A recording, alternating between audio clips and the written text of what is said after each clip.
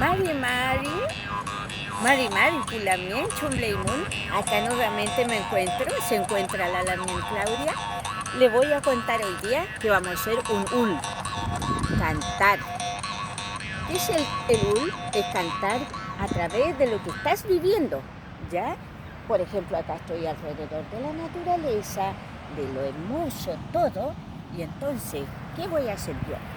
Voy a pedirle anunca, el aligüen, una nunca muy importante para la Ñuquemapu porque está aquí donde está el Lafken.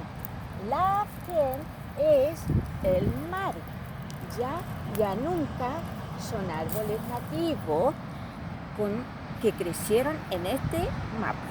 ¿Vale? Vamos a hacer ulcatul para que ellos se incentiven y crezcan con mucho nahuatl.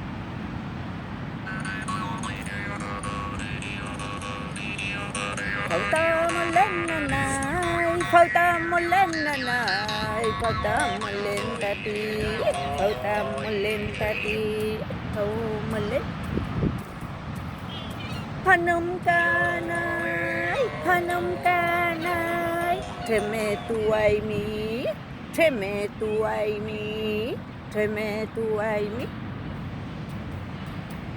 Puru tu aimi anay, puru tu aimi anay, faltamos leita mi kuru, faltamos leita mi antu, faltamos leita mi mungin.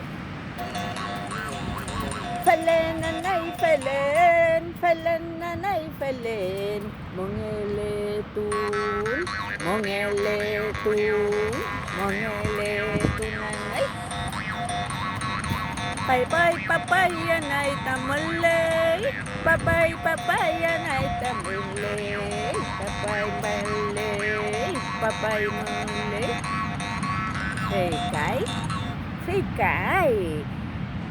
Esta canción le canté a las plantas nativas, crezcan con todos sus saberes, que la gente te va a mirar con orgullo, que vas a vivir en este Ñuquemapu, floreciendo con el sol, el antú.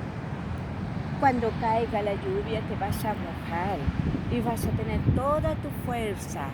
Gelé, peucayal, peucayal.